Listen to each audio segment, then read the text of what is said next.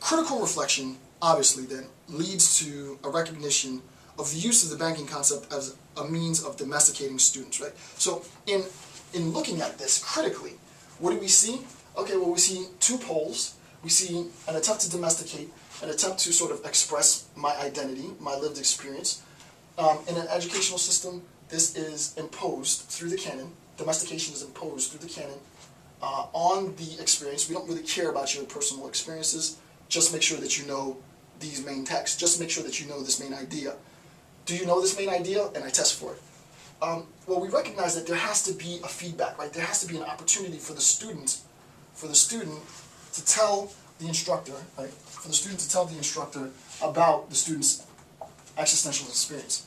My personal experience as a young black male in the urban environment was this, and I think that that relates to Kant's account of I don't know, of Kant's account of whatever, the synthetic a priori in the following manner. Bop, bop, bop, bop, bop. Wow, Jason, I never thought of that, right? I see how, sort of, I see how, given that experience, you would interpret Kant as such. So we meet in the middle, right? So that there is a true exchange of information. It's not, no, that's wrong, here's why it's wrong, right? It's an attempt to incorporate. This is not to say that every crazy thing that the student says is going to be open grounds for discussion. Obviously not, right? But it is an attempt to incorporate and to validate student contribution. All right. The last section is the role of the humanist revolutionary educator, right? And this is my favorite little bit in Freire's Pedagogy of the Oppressed. When you're doing education well, when you're doing it really, really well, and you're an instructor proper, he makes the distinction between a teacher and the proper mode of teaching, the proper teacher, if you will. And he calls this proper teacher, he has a word for it. The proper teacher is the humanist revolutionary educator, right? The HRE, right? The humanist revolutionary educator. And this humanist revolutionary educator is different from a mere teacher, because the HRE, the humanist revolutionary educator, allows for the possibility, allows for the condition in which he or she can be taught by the student. Okay, so let's make a separation in the board, right? We have the humanist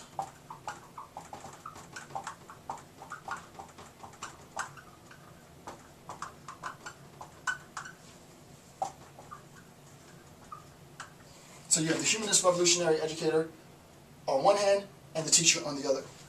The teacher gives. The humanist revolutionary educator gives and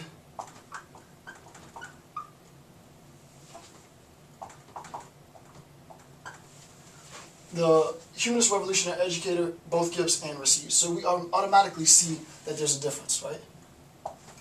The humanist revolutionary educator gives to the student, but also receives. The teacher teaches a student.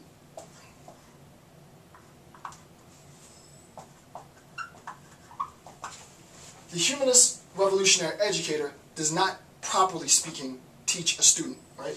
The humanist revolutionary educator teaches another humanist revolutionary educator, right?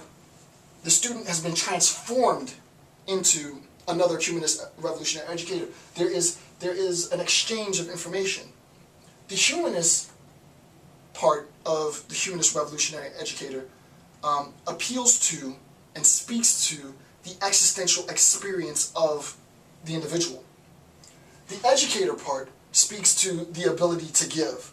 So the humanist educator, if you think about it in that sense, the educator refers to the canon, refers to not really domestication, but sort of canonical indoctrination, to be technical. The humanist part refers to the existential experience. So you can see how it's a conflation of both, right? Instead of viewing this polemical relationship as a dichotomy, where you have domestication on the one hand or existential experience on the other, what we recognize is that it's really one solid orb, if you will, with two halves. One half of the orb being canonical indoctrination, domestication, the other half of the orb being existential experience. Hence, the humanist, existential, educator, canon. This act of revolution, right? This act of revolution is the whole point, right? Liberation. This whole thing is a liberation theory, right? So obviously, the goal of this is liberation, right? So now we have critical discourse. First point: the HRE, the Humanist Revolutionary Educator, is constantly motivated to engage students in critical thinking, right? This individual, this quote-unquote student, and we'll put student in scare quotes because it's not a real student in this sense. This quote-unquote student, not real student, this quote-unquote student is engaged in critical thought, just like I'm engaged in critical thought. The Humanist Revolutionary Educator is concerned with mutual humanization, right? I have content knowledge. You have content knowledge. You are contributing to my knowledge, right? And I am contributing to your knowledge, right? You're making contributions to my knowledge, I'm making contributions to your knowledge. Obviously, in order to do this, right, and we've seen this in previous sections, that this is only possible, this relationship is only possible where there is trust. This is a creative process, right, rather than a static process. This is a mutually active process rather than a static process. What we recognize is that the relationship is dynamic, mutually active, mutual contribution, mutual exchange of knowledge, right? There's an exchange, a mutual exchange of knowledge between the teacher, quote unquote, and the student, right? The one HRE to another HRE, Human Revolutionary Educator, and so on, right? What ends up happening in this process is that through this mutual exchange, we co-create our revolution, right? We co-create our emancipation. We co-create our liberation. And that liberation is the liberation of both the former oppressor, the former oppressed, the former teacher, the former student, until we get to a point where all we have is one human being recognizing the existence of another human being and vice versa, right? So what we want to do as educators is move from a state where we're giving gifts and making deposits to a state of affairs where we're dynamically and always engaged in a process of information exchange wherein we are both the student and the teacher, and the other party is both the student and the teacher, and then, according to Freire, we become a humanist revolutionary educator. So for educators watching this, I encourage you to be a humanist revolutionary educator in your own right. With that being said, this ends section 2.2 of my analysis of Paulo Freire's Pedagogy of the Oppressed. Stay tuned for more of the series. Thanks a lot. Have a good day.